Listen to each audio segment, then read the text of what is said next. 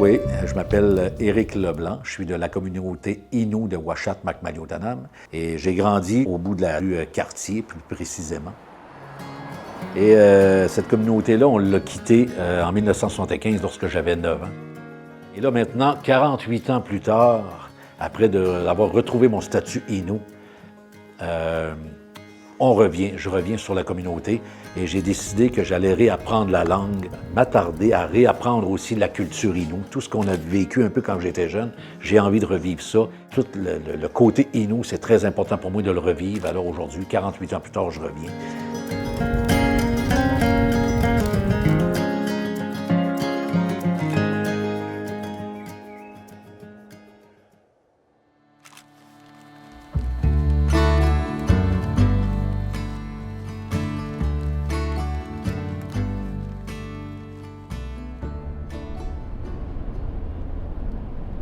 Là, présentement, je suis en direction de... Je viens de finir de travailler. Je suis en direction de Maliotanam. Je m'en vais voir mon ami Omer Saint-Onge.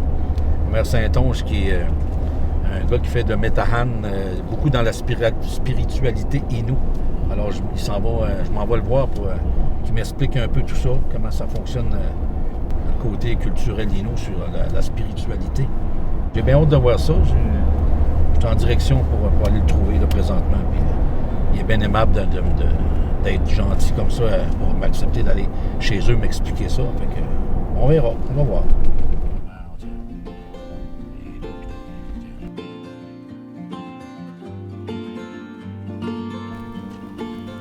Oui, Omer. Oui. Comment? Oui. Ah oui? On va se faire un Metahan. On va se faire un Metahan. Salut.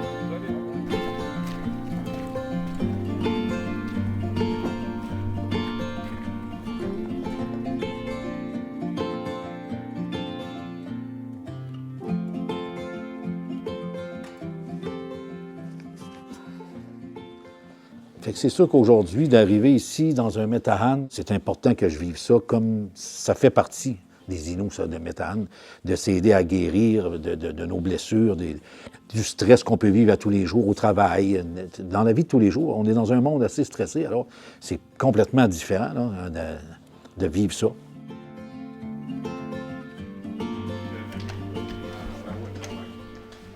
En fait, c'est une grosse tente comme ça que tu entres là-dedans.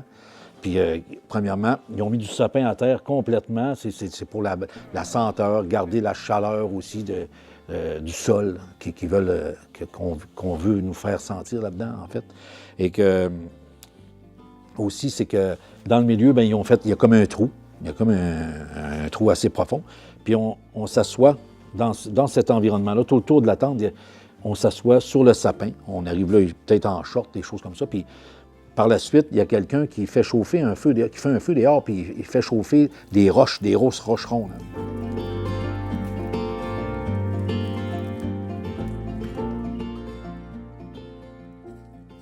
Fait qu'ils font chauffer ça vraiment, ça vient rouge. Là. Puis par la suite, le gars avec la fourche, il vient rentrer ça ici, puis il met les roches dans le trou comme ça. Puis par la suite, on ferme complètement la toile par-dessus, pour qu'on voit absolument rien, qu'il fasse noir complet à l'intérieur de ça, pour justement se centrer sur nos pensées, sur ce qu'on pense, sur ce qu'on a envie de partager avec les autres qui vont être avec nous là-dedans, dans le Metahan. Puis en mettant, là, les gens, ils vident, dans l'intérieur, ils vident un peu d'eau. Les femmes, si j'ai bien compris, c'est une femme qui arrive et qui met de l'eau sur les roches, puis c'est ce qui fait un peu comme un sauna, comme on connaît tous.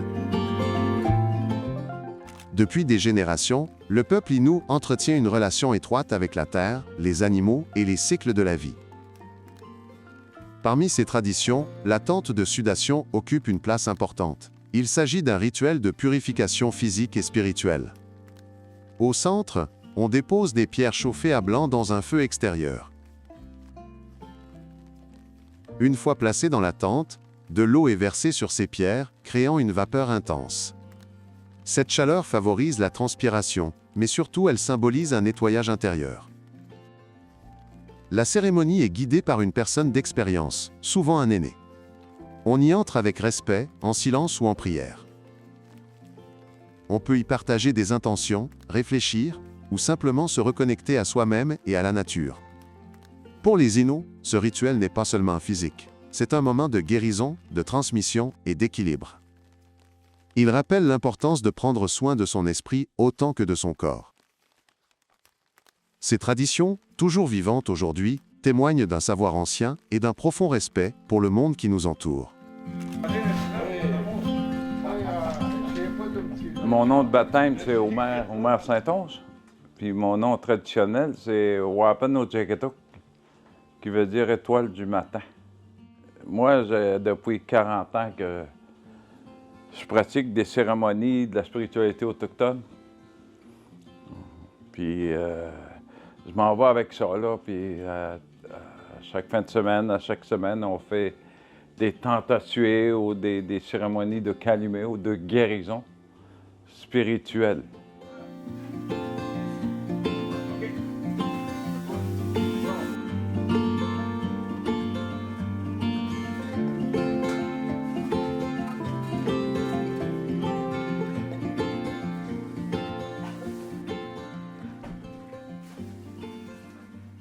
Pour la purification, c'est exactement la sauce.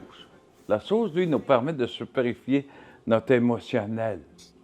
Comme ça, tout le corps. Les émotions qu'on peut avoir. On demande au Créateur que, quand on passe à sauce, on demande au Créateur de ne pas penser avec notre cerveau, de ne pas entendre des mauvaises choses. Puis on se purifie la bouche pour ne pas parler du mal, mais en donné, tu purifies le cœur pour que toutes tes émotions, quand tu parles, viennent du cœur. Parce que seul le cœur peut nous dire la vérité. Puis cette vérité qu'on doit annoncer à des gens de plein de choses. Puis c'est comme ça qu'on se purifie. On commence toujours par les choses, puis ça annule le mauvais dans nous. Parce que moi, dans ma période de 40 ans de découverte, de recherche sur la spiritualité, j'ai découvert une chose, que le mauvais esprit, ça vient de nous. Puis la plupart du temps, quand on dit des mauvaises choses, ça devient mauvais. Parce que j'ai appris, le long de mon cheminement spirituel, que quand je vais dire quelque chose, ça reste pour éternel. Parce que le son, lui, va faire son bruit partout, puis on ne sait pas s'il y a des études, même quand le son arrête. Mais moi, je dis que le son n'arrête jamais. À chaque fois que je parle, c'est pour ça que je dois faire très attention de ne pas dire des mauvais mots, juste des bonnes paroles, des bonnes choses avec mon énergie du cœur. C'est pour ça que quand je me smote, c'est ça.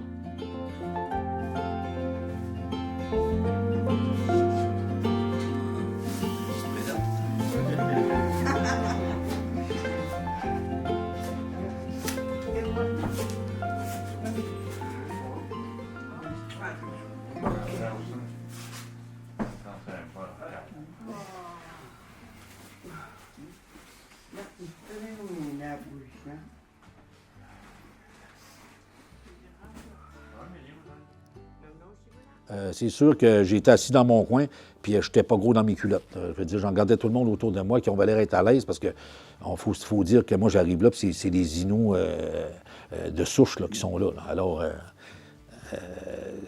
eux, ils savent à quoi s'attendre. Moi, je ne le savais pas. Quand on est rentré là, il m'a dit, tu vas, premièrement, Éric, tu vas me suivre, tu vas rester à côté de moi, tu vas t'asseoir à côté de moi, je vais t'expliquer comment, tu sais, comment ça va se passer, puis tout ça. Puis le sapin aussi, il y a une bonne... Ce que j'apprends aussi, le sapin par terre, c'est que ils mettent ça, oui, pour la senteur, puis la chaleur, garder la chaleur, tout ça, mais en dessous de ça, de le sapin, c'est froid. Ça fait que quand c'est trop chaud, on m'explique que quand c'est trop chaud dans ça, puis c'est vrai que c'est chaud, là, parce qu'on reste des 3 puis des 4 heures de temps dans ça. Il y a des périodes que ça arrête un peu, mais ils appellent ça des rondes. Là. Il y a comme 4 rondes, d'après ce qu'on m'a dit, si j'ai bien compris.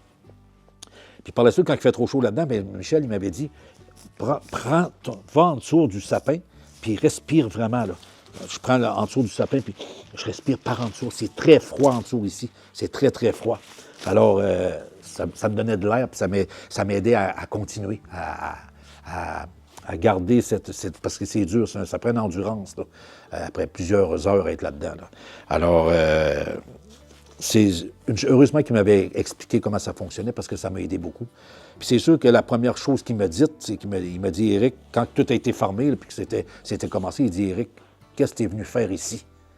Hey, imagine-toi, j'ai 48 ans de bagages en arrière de moi là, qui ont explosé tout d'un coup, tu sais, à crier toute ma vie, comment je me suis senti toute ma vie, comment j'ai vécu les difficultés d'avoir d'avoir été déraciné comme ça, puis de vivre ma vie en allochtone au lieu d'être en autochtone. Tu comprends? Comme j'étais habitué au début, quand j'étais jeune. Alors, on dirait que si je me souviens bien, parce que c'est sûr qu'à un moment donné, c'était comme, tu sors de là, t'es brûlé comme si tu aurais travaillé 12 heures à piocher de la roche quand tu sors de là. Parce que moi, je me suis vidé complètement de toutes mes émotions, de toutes mes craintes, puis de tout, moi aussi, mon désir de leur dire que je voulais être accepté par les Inuits, puis tout. C'était ma grosse crainte, c'était ma peur de ne pas être accepté. Alors, c'est ça. Ça a duré longtemps. Puis là, à travers ça, eux autres, ils jouent de la musique avec le tambour, le tewagan, le tambour traditionnel. Puis les femmes, puis les hommes aussi chantaient des chants Inuits.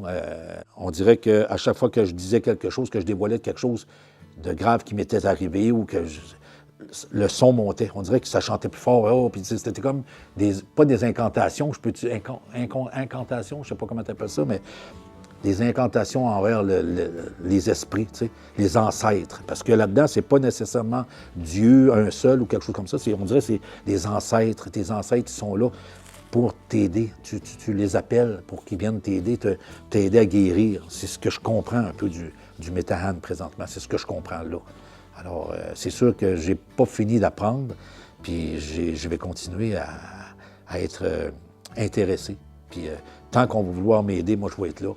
Puis je vais en vivre d'autres, c'est sûr, des Metahan. Ça, c'est clair et net, c'est sûr.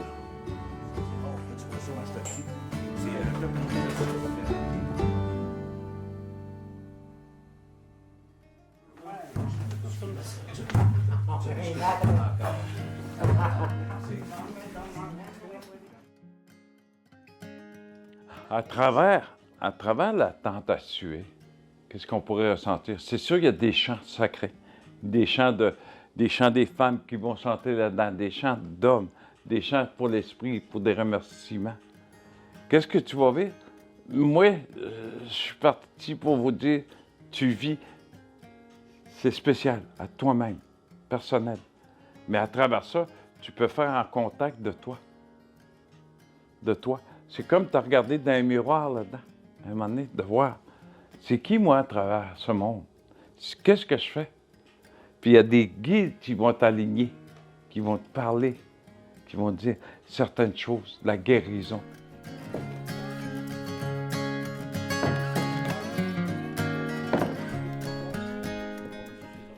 Ça, cette tente-là, c'est mon hôpital, mon église en même temps, si on peut l'appeler de même.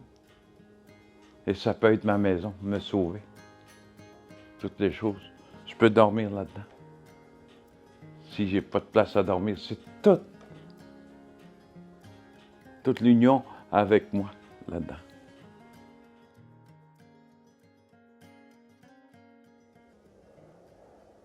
Comment ai-je pu survivre sans la revendiquer? Toutes ces années à me poser la même question, qu'est-ce qui est arrivé?